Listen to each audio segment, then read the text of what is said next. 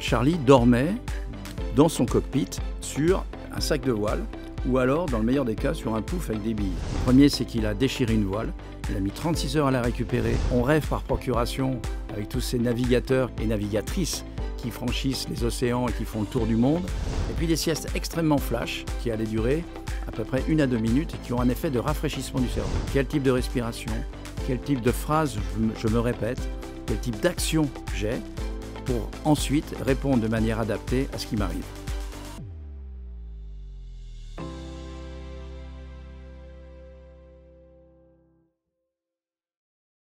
Bonjour, François Duforest, je suis donc le directeur scientifique du sommeil de la Bultex. Et aujourd'hui, un podcast un petit peu particulier. Je vais vous parler du Vendée Globe et du travail que le team Bultex a pu faire avec notamment 7 skippers. L'histoire commence au pôle Finistère de course au large, où la personne qui s'en occupe, qui s'appelait à l'époque Christian Lepape, me demande d'intervenir devant une assemblée de skippers qui font les courses au large, allant de la route du Rhum, qui est très connue, jusqu'au Vendée Globe. Et dans cet aéropage de skippers, il y en avait un qui s'appelait Charlie Dalin. Et Charlie vient me voir à la fin de ce briefing en disant « Écoutez, moi, ça m'intéresserait de faire des examens avec vous, de voir un peu ce que je peux optimiser, à la fois pour la sécurité en mer, parce que c'est dangereux lorsqu'on dort ou on ne dort pas en fonction des événements météorologiques, mais également au niveau de la performance. Il faut savoir que Charlie Dalin était à l'époque champion de France des courses au large. Il avait fait plusieurs fois des podiums dans le Figaro. Et donc, on a commencé avec Charlie avant la Transat Jacques Vabre, c'est-à-dire à peu près en 2018. Et donc, ça fait 7 ans qu'on travaille avec Charlie. Les 7 skippers ont eu des actions différentes. La première action a consisté, pour ceux qui le souhaitaient, je parle essentiellement de Charles Caudrelier qui n'a pas fait le Vendée Globe, mais qui a gagné cette autre course extrêmement importante qui est la route du Rhum, et Charlie Dalin, c'était de savoir quel type de dormeurs ils étaient. Et donc, tout le premier travail qui a été consisté à savoir quel type de dormeur il est à terre et quel type de dormeur il est en mer. Et cela nous fait travailler sur ce qu'on appelle des polysomnographies, c'est-à-dire l'enregistrement du sommeil à terre, pour voir s'il y a des pathologies respiratoires, neurologiques, mais savoir surtout les cycles du sommeil qui vont nous servir à programmer les siestes du navigateur. Et puis, un autre domaine qu'on appelle l'actimétrie, qui est une montre connectée que le skipper va porter à terre pendant 15 jours et qui vont nous permettre de voir les moments dans la journée où il est le plus vigilant, mais aussi les moments dans la journée et la nuit où il est moins vigilant, si vous êtes dans un moment qui est particulièrement à risque. Donc ça, c'est des enregistrements qu'on fait à terre, et ensuite on fait des enregistrements en mer. Et c'est là où on s'est aperçu que la technologie n'est pas si évidente que d'enregistrer ces skippers sur ces nouveaux bateaux. Le point clé, pour vous donner un ordre d'idée, moi c'est mon 8e Vendée Globe. Et donc j'ai vu l'évolution des bateaux, et ce qui se passe en ce moment, pourquoi on nous a demandé, pourquoi ils ont demandé à Bultex de travailler avec ces skippers, c'est que le facteur humain devient le facteur limitant. Les bateaux étant de plus en plus performants, vous savez qu'ils sont maintenant sur des foils, certains bateaux volent, et il y a une succession de chocs extrêmement importants, de bruit, des problèmes de température, et on va voir avec Charlie que le bilan qu'on a fait du dormeur à terre, mais qui est dormeur en mer, on voyait qu'il dormait très très mal en mer, et surtout dans des très très mauvaises conditions environnementales. À chaque fois qu'on a fait une course, il y avait un débriefing qui nous permettait ensuite de voir qu'est-ce qu'on pouvait faire pour améliorer. On s'est aperçu que dans la première course qu'on a suivie avec lui, qui était à l'époque la Transat Jacques Vabre, puis la route du Rhum, Charlie dormait dans son cockpit sur un sac de voile, ou alors, dans le meilleur des cas, sur un pouf avec des billes. Et les bateaux étant de plus en plus performants, allant de plus en plus vite, avec des chocs de plus en plus violents, et parfois il se trouvait éjecté de ce sac de billes, et il disait « je ne peux pas bien dormir, non seulement je dors peu parce que je suis obligé, mais en plus, j'ai un sommeil qui est de mauvaise qualité parce que je ne suis pas en sécurité et que si je me fais éjecter, c'est même dangereux. » Il fallait concevoir une couchette qui ait deux fonctions. La première fonction, c'est de sécuriser le skipper au cas où il se fait éjecter, commotion cérébrale et ainsi de suite, à éviter. La deuxième chose, c'est que quand il se met dans la couchette, avoir un sommeil de qualité qui lui permet d'avoir si possible, du sommeil lent profond, qui est un sommeil de récupération physique extrêmement important, mais aussi un sommeil de qualité en termes de dilution des émotions, parce que les émotions et le stress environnemental est extrêmement important sur un bateau, sur ce qu'on appelle les IMOCA. Donc, la première action, ça a été déjà de faire appel à Francis Brem, qui est donc la personne qui a conçu ces couchettes, et de lui concevoir une couchette qui soit vraiment adaptée à son cockpit. Alors, on ne partait pas de n'importe où, n'importe quand, parce qu'il y avait un skipper à l'époque, Jean-Pierre Dick, qui nous avait déjà demandé d'avoir cette couchette qui était placée carrément sur la coque en carbone qui résonne et qui fait du bruit. Et avec Francis, on avait déjà cette expérience d'un skipper qui faisait 1,92 m, qui se cognait partout et qui avait déjà essayé ces choses-là. Charlie Dalin est un ingénieur qui raisonne par forme de process. Il lui faut des chiffres et des datas. Et donc les datas, c'était déjà qu'est-ce qui se passe dans le bateau. Et c'est là où on a vu que la technologie était limitante parce que les capteurs qu'on avait mis dans les bateaux ne marchaient pas tellement il y avait de bruit, tellement il y avait de choc. Ce qui marchait par contre, c'est un logiciel qu'on lui avait fait qui permettait de savoir quand est-ce qu'il dormait et surtout la perception qu'il avait de ce sommeil. Et cette perception, elle pouvait différer en fonction de la qualité de la couchette. Et il nous a décrit, et vous le verrez certainement dans quelques images, ce qu'on appelle la studette. Charlie a été vraiment le skipper, ainsi que d'autres d'ailleurs. Je peux citer Justine Métro, on peut citer Johan Richaume, on peut citer Yannick Verstappen, qui est l'ancien vainqueur du Vendée Globe, qui tous ont été dans cette démarche-là. Mais lui, il a réfléchi sur, OK, ma problématique, c'est qu'est-ce qui s'est passé pendant le Vendée Globe que j'ai fait deuxième en 2021, il faut changer la couchette et surtout, il va falloir que je sois en économie d'énergie. Plus je serai en économie d'énergie, plus j'aurai la possibilité de prendre la bonne décision et de ne pas être ce qu'ils appellent, et je le dis en mots de leur côté, être cramé. Et ce que Charlie nous a dit, il me faut une bannette particulière qui me permette d'avoir un oreiller particulier qui fait que je me protège du bruit, qui fait que s'il y a un choc, c'est-à-dire que le bateau qui avance à 40 km/h se cogne dans une vague et s'arrête brutalement, eh bien que je ne sois pas éjecté de la couchette, que je ne risque pas d'avoir une commotion cérébrale parce que ma tête va taper le carbone. Ça, c'est important sur l'environnement pour dormir et pour récupérer. Mais également, et ça c'est une dimension dont on va parler maintenant parce qu'on n'avait pas la possibilité d'en parler avant pour des raisons de confidentialité, c'est la capacité à bien s'endormir vite, mais aussi la capacité à, quand je me sors d'une sieste, à me réveiller le plus vite possible.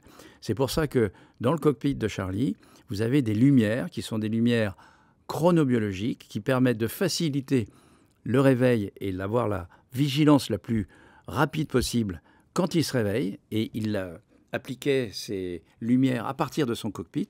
Et puis de la même manière, pour s'endormir le plus vite possible, passer de sa table à cartes en quelques centimètres sur la bannette pour pouvoir s'endormir le plus vite possible dans du sommeil de récupération, du sommeil lent profond.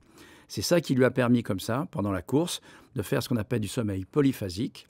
Et on a détaillé avec lui quel type de sieste il pouvait faire. Et donc ces types de siestes, elles sont au nombre de 3. La première sieste, c'est ce qu'on a appelé la sieste classique, c'est-à-dire avoir le luxe de dormir 1h30, voire 3 heures, ça lui est arrivé une fois, de suite, parce que les conditions météo sont constantes, et ainsi de suite. La sieste du navigateur, on l'a calculé avec lui, il sait qu'il va falloir qu'il rentre vite dans la sieste, mais qu'il en sorte aussi vite. Donc il avait des capteurs avec des alarmes, et on était aux alentours de 20 minutes. Et puis des siestes extrêmement flash, qu'il pouvait faire sur son siège carbone, qui allait durer à peu près 1 à 2 minutes, et qui ont un effet de rafraîchissement du cerveau, qui ne permet pas de payer la dette de sommeil, mais par contre qui va lui permettre de prendre la bonne décision au bon moment, en situation difficile. Non seulement il y a une problématique d'environnement, mais il y a un problème de température. Il va rester pendant 3 semaines dans un environnement gris, froid, à peu près à 5 degrés. Donc il fait froid, on ne voit pas bien, la lumière est importante, la chaleur est importante. Et donc on nous a montré qu'il avait un ventilateur qui arrivait directement sur sa bannette Bultex et qui lui permettait de se réchauffer pendant les 3 semaines où est-ce qu'il allait être dans l'océan Indien, dans le Pacifique, pour passer le Cap Horn. Mais il ne faut pas oublier qu'il passe aussi 2 fois l'équateur, et là, il fait 35 degrés. Donc, toutes ces notions lui ont permis d'avoir du plaisir à aller se coucher sur des temps très très brefs, mais qui lui permettaient quand même de récupérer et de rester lucide par rapport à tout ce qui lui arrivait au niveau du stress. Vous avez des podcasts qu'on va vous montrer sur la sophrologie, que vous allez pouvoir regarder. Et l'objectif avec son préparateur mental, qui est le préparateur mental également de l'European Sleep Center, de notre organisme, eh bien, c'est de dire, OK, qu'est-ce qui s'est passé dans le premier Vendée Globe? Quels sont les instruments ou les moments où j'ai été particulièrement stressé et qu'est-ce que je peux faire à ce moment-là? Et donc, tout cet travail pendant 2 ans avant le Vendée Globe a été de lui faire une boîte à pharmacie mentale. Quand je dis boîte à pharmacie mentale, c'est-à-dire que d'un point de vue adapté, en fonction d'une situation qui peut être une avarie, un coup de mou, une problématique un peu compliquée, une prise de décision, Charlie prenait sa fiche et dans sa fiche numéro 4, il y avait quel type de respiration, quel type de phrase je me répète, quel type d'action j'ai pour ensuite répondre de manière adaptée à ce qui m'arrive. Concrètement, qu'est-ce qui lui est arrivé? Je vous cite deux événements qui lui sont arrivés pendant le Vendée Globe. Le premier, c'est qu'il a déchiré une voile. Il a mis 36 heures à la récupérer, alors que cette voile, qui était la grande voile, s'étalait sur tout son bateau, un bateau qui fait 18 mètres de long. Et il a mis 36 heures à la récupérer, mais il l'a refait. C'était une voile très importante pour la remontée sur l'Atlantique. Et puis, 3 jours avant l'arrivée, il y a un petit temps de doute et voire même de panique en disant « mais j'ai Richomme, mon copain qui me rattrape, est-ce que je vais réussir à gagner le Vendée Globe sans faire d'erreur ?» Et dans ce cas-là aussi, il y a une procédure qui fait que j'applique telle ou telle chose et ce qui fait que quand j'arrive, j'arrive le jour J, lorsque le soleil se lève et la lune est là, dans des moments où j'ai vraiment cru, en étant là avec Jean-Pascal Cabrera, son préparateur mental, qu'on vivait un film américain avec une très belle fin, sauf que ce n'était pas la fin du Vendée Globe, c'était la réalité et on était dans un moment magique. Un des points clés sur les skippers, qui sont déjà arrivés et ceux qui vont arriver, c'est justement d'optimiser la récupération. Tous disent qu'il faut, en moyenne, après un Vendée Globe, entre 6 et 8 mois pour récupérer. L'expérience nous a montré qu'il y a 2 types de récupération. Il y a une récupération physique, parce qu'évidemment, ils ont été uniquement avec le haut du corps, parce qu'ils n'ont pas couru, et il faut réentraîner, je dirais, le bas du corps, un peu comme les astronautes d'ailleurs, dans un autre contexte. Mais il y a surtout cette récupération mentale, parce que d'un point de vue très pratique, par exemple, la première nuit de Charlie a été particulière.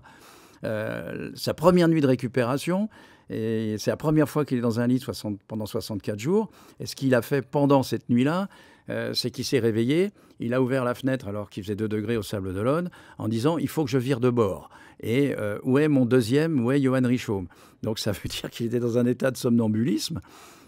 C'est son épouse qui a fermé la fenêtre, parce qu'il faisait quand même froid dans la chambre. Et le lendemain, elle a demandé à Charlie s'il s'était réveillé.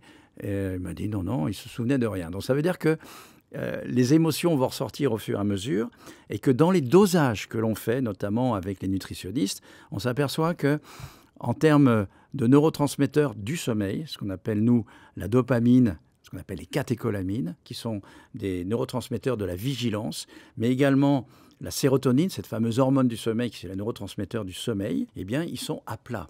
Et que par des techniques qui soient des techniques nutritionnelles, mais aussi des techniques corporelles, l'objectif est de remonter doucement ces taux pour qu'ils puissent revenir à une vie normale, à une vie terrestre, qui soit je dors quand il fait nuit et je suis vigilant quand il fait jour, ce qui n'est absolument pas le cas sur un bateau de compétition. C'est une chance extraordinaire d'avoir vécu une aventure extraordinaire avec une personne qui est dans le débriefing en permanence, c'est-à-dire à la fois qui progresse, mais qui nous fait progresser aussi dans tout cet environnement, que ça soit sur quoi je dors, comment je suis vigilant, quel est mon environnement. C'est d'être en économie d'énergie pour que le facteur humain ne soit pas le facteur limitant de cette technologie ambiante qui devient de plus en plus présente et qui fait que la charge mentale devient de plus en plus forte. Pour finir, nous sommes dans le débriefing en ce moment et on a fait avec Charlie un logiciel qui lui permettait de dire quand est-ce qu'il avait dormi lors de cette course et notamment quand est-ce qu'il percevait son sommeil comme étant de qualité. Et je finirai là-dessus parce que finalement, c'est dormir pour gagner. Dormir pour gagner, avant la course du Vendée Globe, On a fait une course qui s'appelait le New York Vendée, que Charlie a gagnée. Et avant de la faire, quand il était à New York, on lui avait dit 95%. Uniquement ce mantra, cette phrase mentale, 95%. Les 5 autres pourcents, tu vas dans ta couchette, tu dors. 1 minute, 2 minutes, 20 minutes, mais le plus possible. Il a accepté de le faire. Il est arrivé avec 17 heures d'avance sur le deuxième, en faisant une course extraordinaire. On a vu qu'il avait dormi 5 à 6 heures de manière fractionnée et que dans son environnement, on avait associé la sécurité de bien dormir avec la performance. Quand je dors bien, même si je dors peu, je prends les bonnes décisions. Et ça, c'est un point clé parce que finalement, en dehors de l'aspect on rêve par procuration avec tous ces navigateurs qui franchissent et navigatrices qui franchissent les océans et qui font le tour du monde, eh bien, il y a une notion aussi au quotidien, dans des environnements qui deviennent de plus en plus instables et incertains, comment ces gens peuvent transmettre des informations via des choses extrêmement concrètes et pratiques, comment dormir, sur quoi dormir et comment m'accompagner pour dormir avec des techniques. C'est de l'extrême au quotidien. Et donc, encore une fois, on va dire merci aux skippers. On est en train encore de les accueillir. On en a quelques-uns qui sont encore sur l'eau, notamment Violette d'Orange, Justine Métro, Clarisse Kremer. Et c'est avec ces gens-là que, en vivant ces aventures, eh bien, on peut bénéficier pour monsieur et madame tout le monde dans le plaisir de dormir et l'efficacité de ce sommeil. Merci de m'avoir écouté. J'espère ne pas vous avoir endormi lors de cette course qui a duré 64 jours. Et si cela vous intéresse, je vous encourage à aller voir les autres podcasts sur les secrets du sommeil, les clés du bien dormir. C'est ce qui vous permettra de passer des bonnes journées avec enthousiasme et bonne humeur.